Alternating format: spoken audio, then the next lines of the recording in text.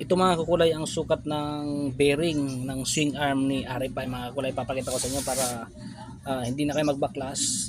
Bili na lang kayo sa mga motor shop. At least pa bago nyo ikabit o bago nyo palitan is nakabili na kayo. Ito mga kakulay ang sukat ng bearing 6303 RS. Ibig sabihin ng RS is rubber seal mga kakulay. Yan yung number nya. Yan yung pang swing arm ni RFI mga kakulay. Yan, oh. Ayan. Binuksan ko na para may idea kayo mga kulay. Ayan, oh. Kita nyo ba? 6303 RS rubber seal. Yun, may idea na kayo mga kulay, ha.